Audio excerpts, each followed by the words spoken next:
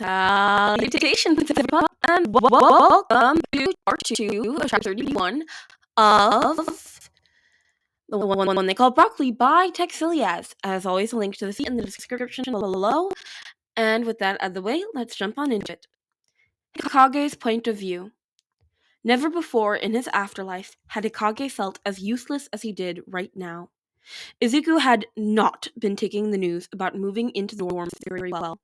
And after leaving UA, the kid had run straight to the park and into his secret hideout, where he proceeded to curl up in the corner. It was cold and dusty.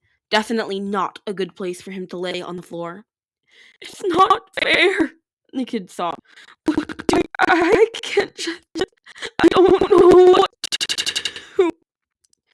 The vestages had tried everything they could think of, from comforting and reassuring him. But no matter what they did or said, no one could break through to their youngest user.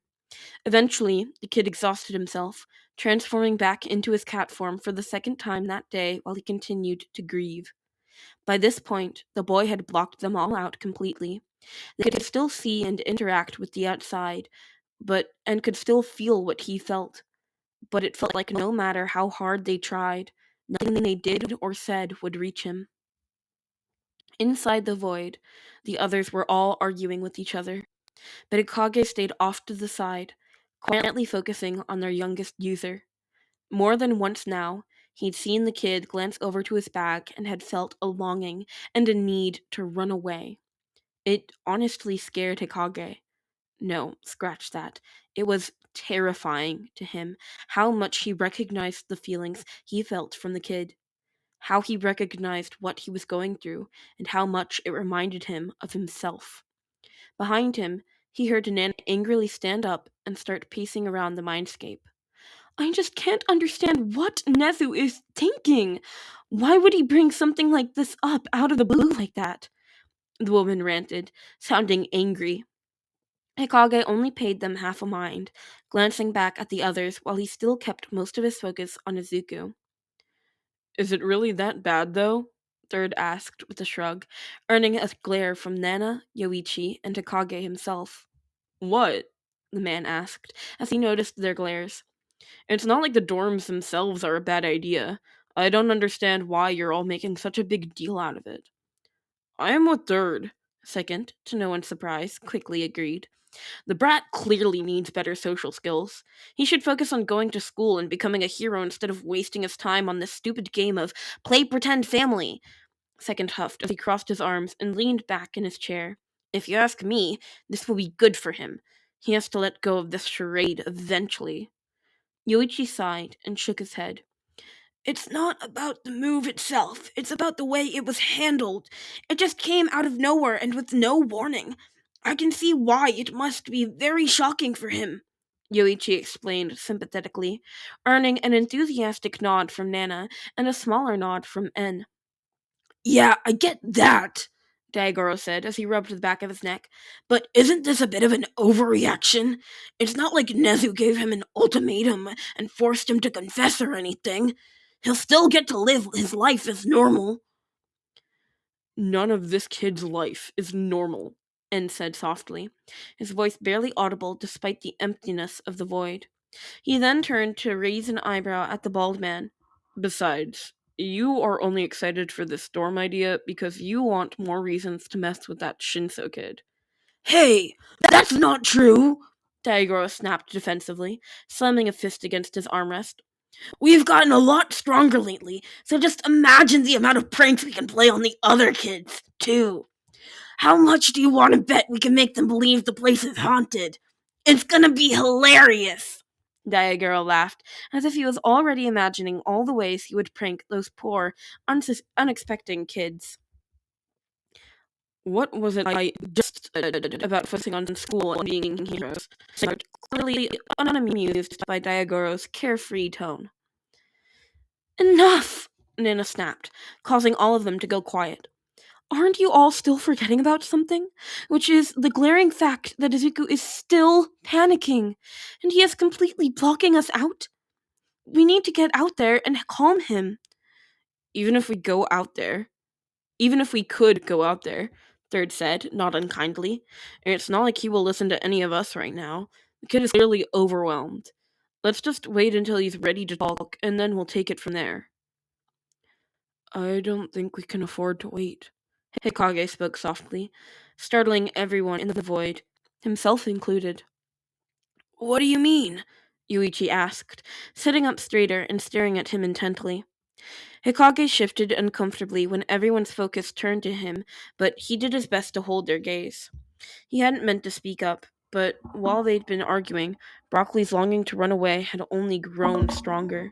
The feelings were twisting and growing inside of their shared chest, dragging old wounds and memories to the surface that Hikage would rather forget. I think that he is planning to run away, he answered slowly. What? Why would he run away? The kid literally just said to Nezu that he would choose his family over everything else. Right. It doesn't make any sense for him to leave. Are you sure you aren't just projecting? At that, Hikage snapped and he took a step closer towards the others, gesturing with his arms. I know what this is, he snarled, before catching himself and taking a deep breath to calm down. This is nothing new. It's been building up for a long time. You all know he's thought about running multiple times before, but right now, he's genuinely considering it. I can feel it. He's calming down, and he's already making plans. That's...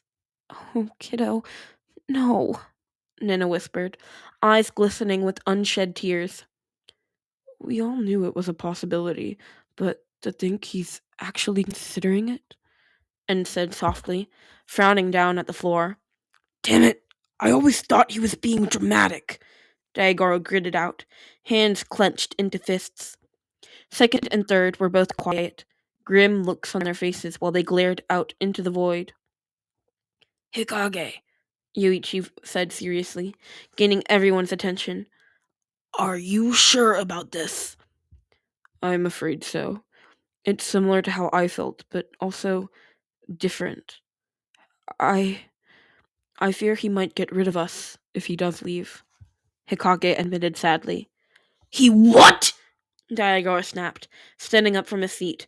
I get running away from home, but why would he want to get rid of One for All? It's all he's ever dreamt about having. What about his dream? Hikage flinched.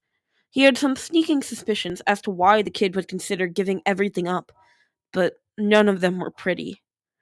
Silence stretched out between them, and they all looked at each other, various levels of fear and uncertainty on their faces. How do we stop this? Nina asked, walking closer to Hikage and glaring out into the void to focus on their youngest user. How do we help? We've tried out, but he's completely blocking us out. Hikage's gaze landed on Yuichi. I think it's just me. You think you could activate One for All to give me some strength? Hold on. Why should you go? Daigoro asked. Let me talk to the kid. I'm sure he can. Just trust me. All right. Hikage begged them, cutting the other man off. I know about this. I can help him. I know I can. Please. Nana looked nervous, anxiously biting her lip as she watched Broccoli studying his backpack with a feeling of longing. Hikage knew she probably wanted to go out there herself, and he couldn't blame her. It was frightening how close the kid seemed to be breaking. And they couldn't have him just leave. Not like this. You can convince him to stay? Nana asked him quietly. He's such a good kid. I don't want him to give up and leave Toshi behind. I will try, Hikage answered truthfully. Right now, he's overwhelmed. Just give me a moment to calm him down, alright? Fine.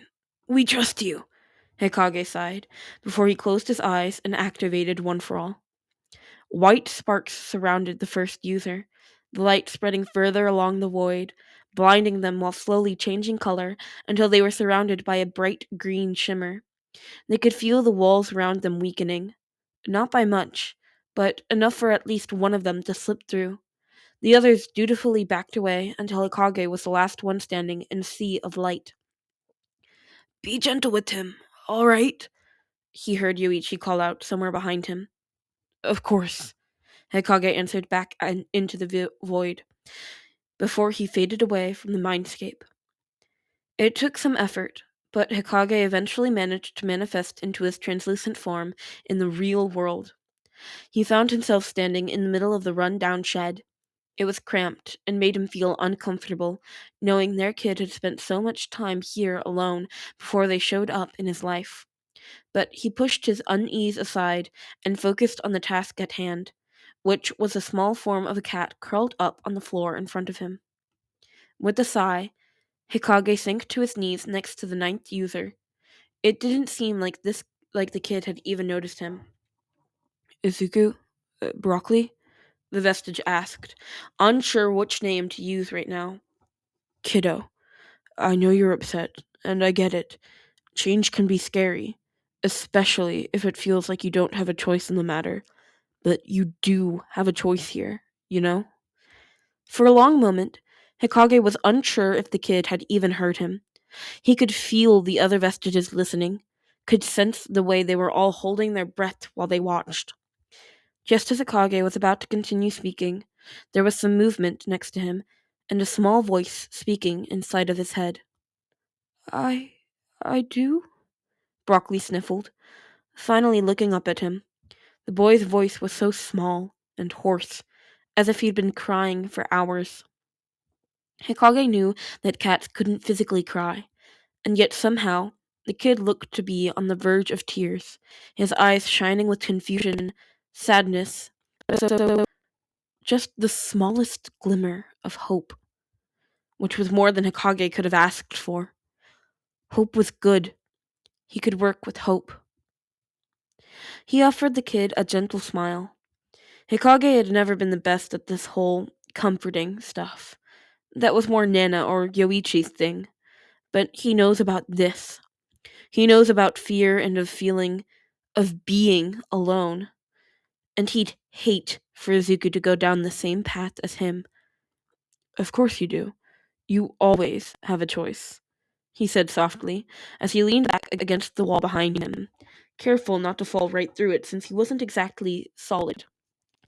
The kid was watching him intently, head tilted to the side as he waited for him to continue. Listen, you don't have to stay in the 1A dorm, you know? No one can force you to live there, since it is only mandatory for the teachers, but optional for the students. Heck, I bet you could stay with Nezu if you asked him. Or you could stay in the apartment, since they're keeping the lease and there's really nothing to stop you from using the cat door. He rambled off some of the alternatives at the top of his head, counting down his fingers. Broccoli seemed to consider it, not looking overly pleased with any of the options. I guess, he said, uncertainly, curling into himself as that feeling of despair grew stronger inside of his chest. Shit. Hikage needed to think of something else. Fast. Or, you know, you could stay here, Hikage suggested awkwardly, gesturing to the run-down shed they sat in. Here? Broccoli echoed, nose scrunching up as he followed Hikage's gesture and glanced around the small space. Inside of their mindscape, the others were horrified and asking him what the hell he was doing, but Hikage ignored them and pushed on. He felt like, out of all of them, he was the only one who could actually understand what Izuku was going through. And right now, Izuku didn't need empty reassurances or being told that this is for your own good. Even though Hikage agreed with the principle, he knows that making the kid feel trapped will only make him want to run away even more. Yes, Izuku needed human companions. And yes, he needed to trust people. But you can't just force that sort of trust or expect him to be okay with others dictating his life. Right now, Izuku needed to feel like moving would be his choice. Yes, here, Hikage repeated, a small smile tugging at his lips as he patted the wall next to him, making dust and crumbled paint fall off the rotten wood and causing Broccoli to sneeze. I know it's not the best condition, the man continued softly, but I'm sure that we'd be able to clean it up and make it really cozy if that's what you want. You'd still go to UA, you'd go to school, be with your friends, and then head back here for the night. We'd fix a safer entrance, of course, since a single button isn't exactly the most secure gate. What do you think? I guess?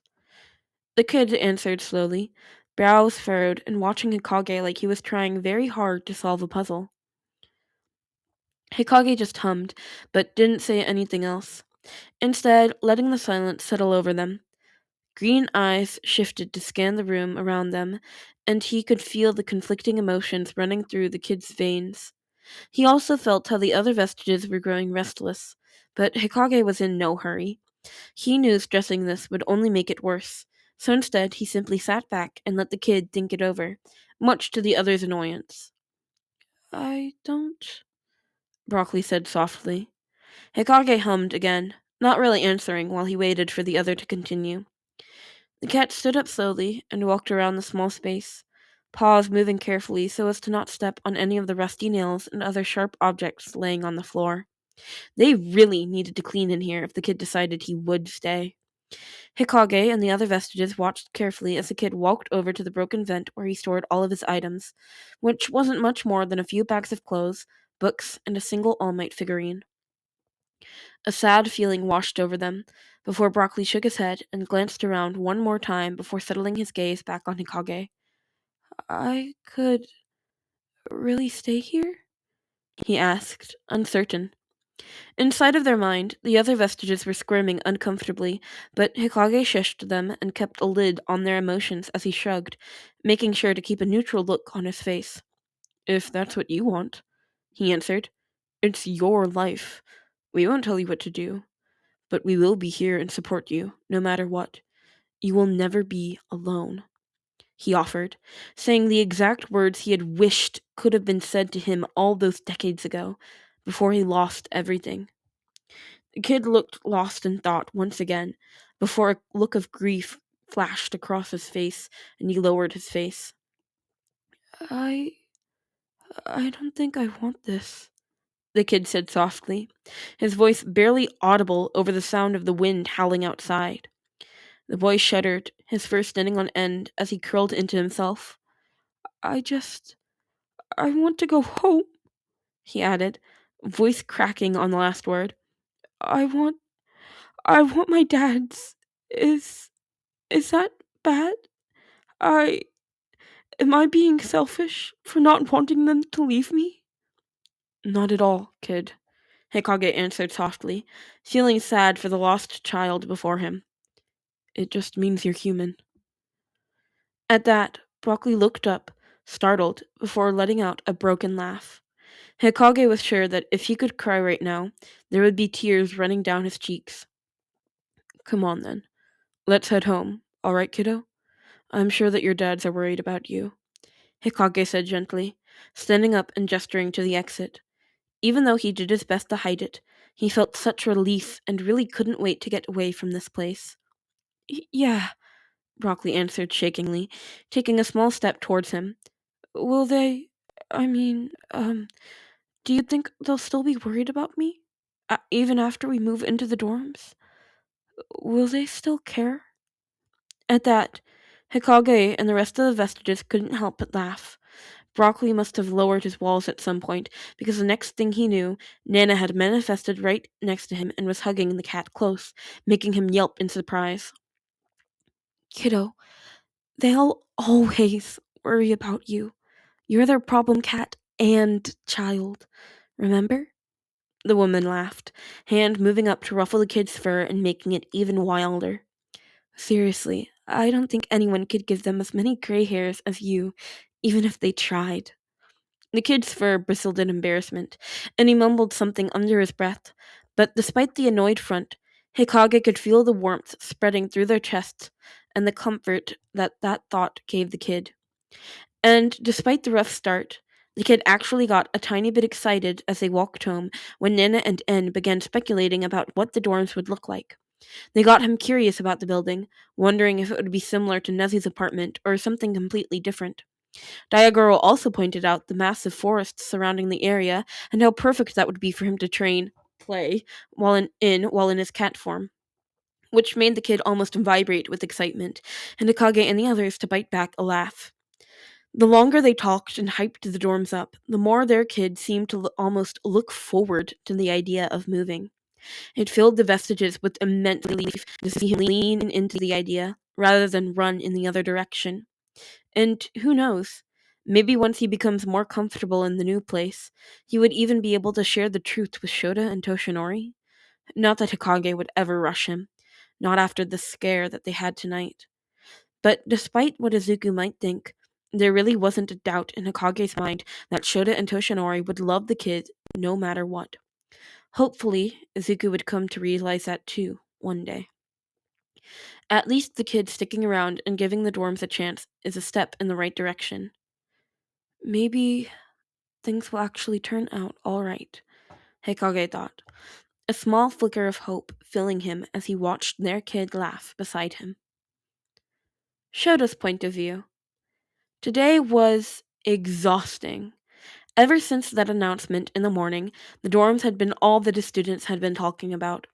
The damn brats had already been overly excited after their internships, and then Nezu went and dumped that kind of news on them. It was like watching someone give an energy drink to a bunch of toddlers who are already on a sugar high, which was to say, awful. He'd all but given up on teaching anything that day. It was clear that their focus was elsewhere. Whenever they had any free times, it was all dorms this and dorms that. It was honestly grating on his nerves. First the staff, and now all the students. Why were everyone so damn excited over dorms? There had only been one student who didn't seem excited. Just one. And of course, it would be Midoriya. The kid had looked heavily out of it ever since the announcement, and Shota decided to give the kid some space, letting him know that he was there if he needed to talk or had any questions. But the kid didn't even seem to listen as he just nodded his head while Shota spoke. It was pretty clear that the kid, for whatever reason, seemed against the idea of moving into dorms, which was weird. Shota would have thought that Midoriya, of all kids, would be jumping at the idea of living inside of a hero school. Aside from Midoriya, there was also one other person who wasn't excited over dorms, which was Shota himself. The man was not happy about the new dorm system being installed. At all. Sure, he could understand the logistics behind it. After all, he himself had practically been adopted by UA and lived with Nezu on school grounds during his last 2 years of high school. And having a dorm for every class where students could choose to live in a safe environment without having to worry about their potential harmful home lives or financial issues was, in theory, a wonderful idea. After all, just counting those in Class 1A, Shota knew of at least a handful of students that would benefit from this. For example, the scar on Todoroki's face or the thin frame of both Uradaka and Yarudozu were some of the more obvious indications. But there had also been some worrisome bruises showing up on both Sero and Bakugo that Shota knows that neither boy got in training. Not to mention the problem child. Although Midoriya seemed to be doing much better, it was still clear that something was still wrong. So, yeah, a dorm system for the students? Great idea. But did the teachers seriously have to move in with them? He knows that the obvious answer to that was yes. Yes, they did. After all, moving 20 teenagers into a building with no supervision was just asking for disaster. So, moving their homeroom teacher into the building was the most logical solution. Did that mean he liked it? No. Shota likes their apartment.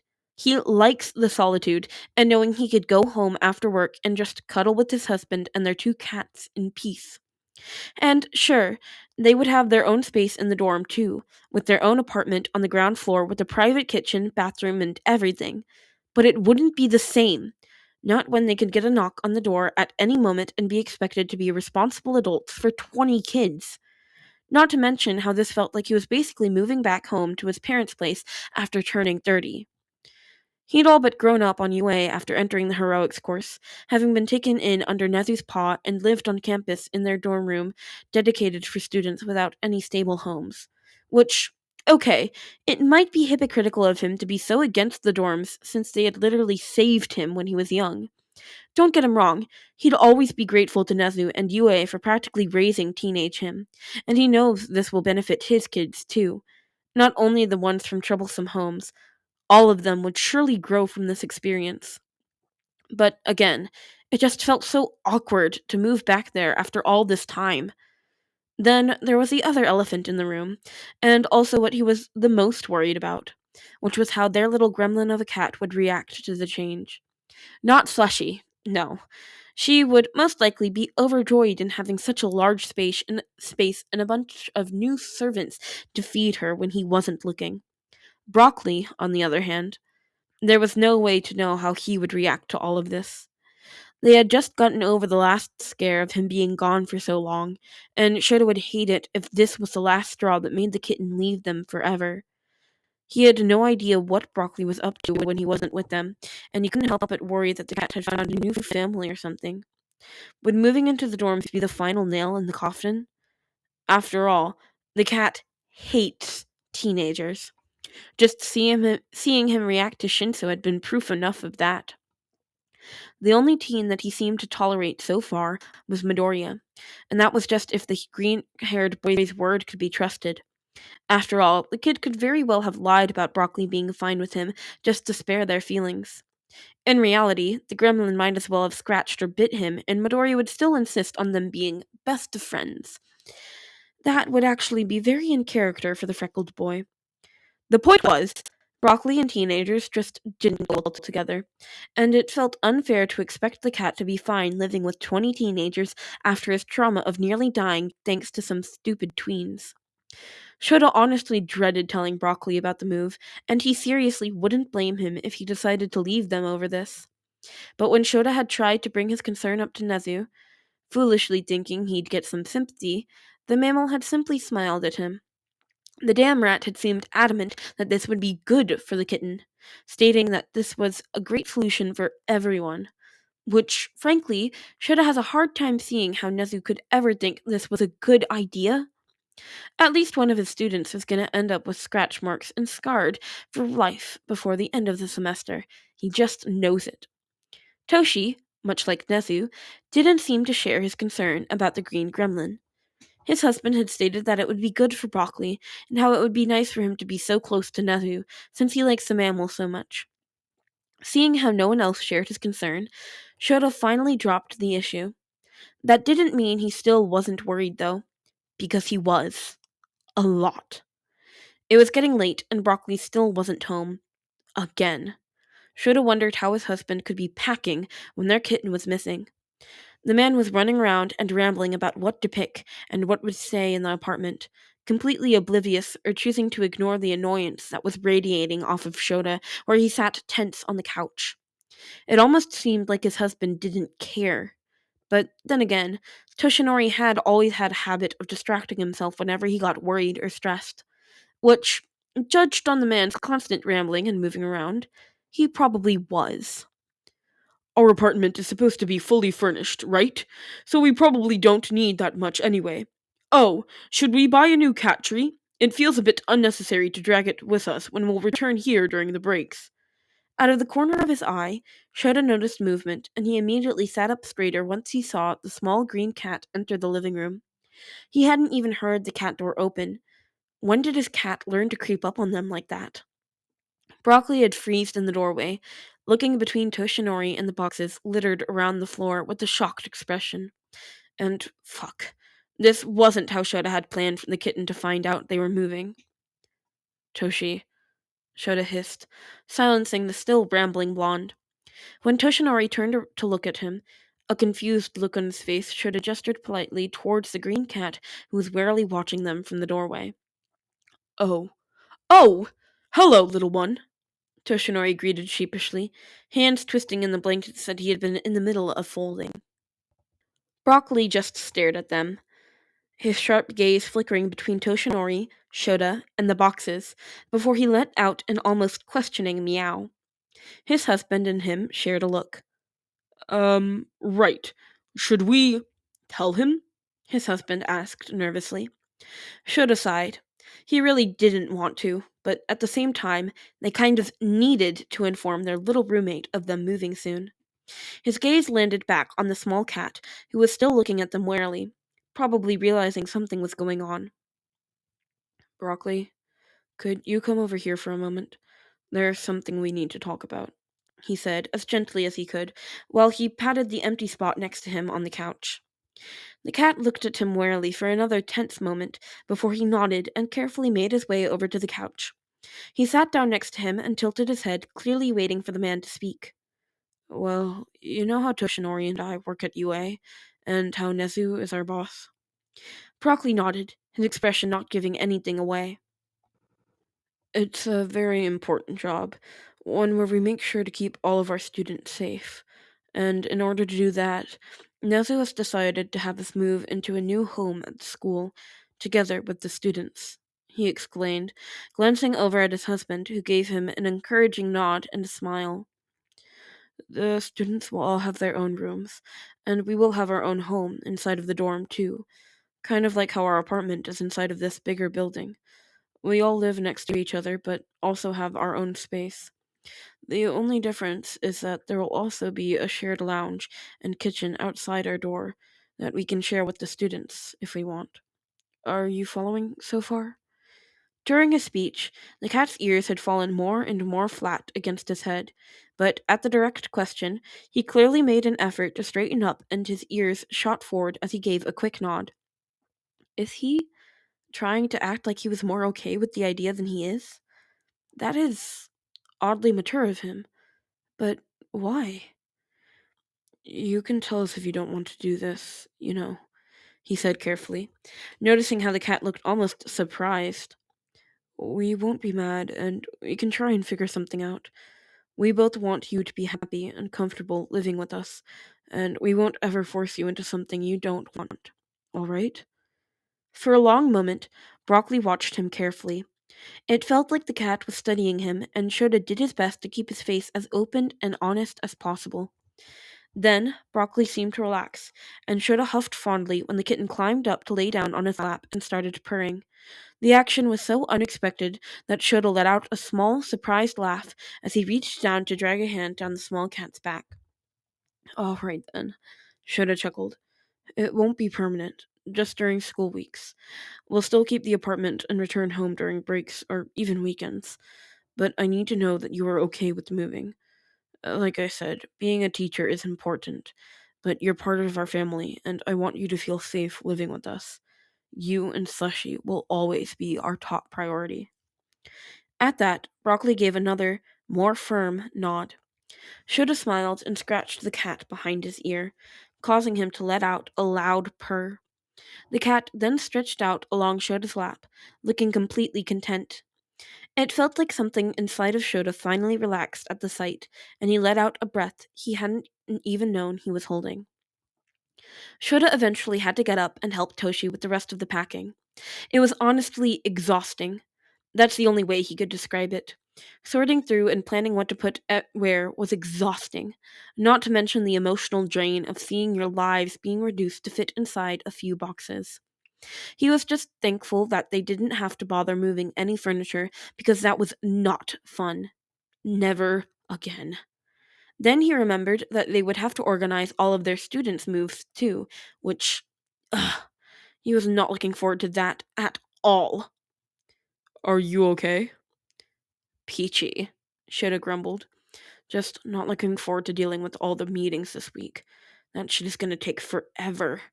And while I know most of the students seem to like the idea of moving, I just know that some of the parents are bound to disagree. The last thing I want is to have to deal with any annoying parents.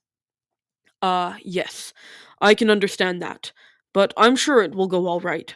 And, well, we'll finally get to meet her, right? Toshinori said quietly. Shoulda hummed in agreement. She's the last on the list. Nezu tried to get into contact to arrange a meeting, but she didn't answer any of his calls, as usual. Let's just hope she is actually there when we visit their apartment. Me too. I have to admit that I am curious about her. Again, Shoda couldn't help but hum in agreement. After all, ever since they started training Midoriya over a year ago, there had never been any trace of his parents. No answering phone calls, same with emails, and every time they tried to investigate, they just get hit with a giant wall painted with a picture that screams, "All is well, nothing to see here!" It was weird.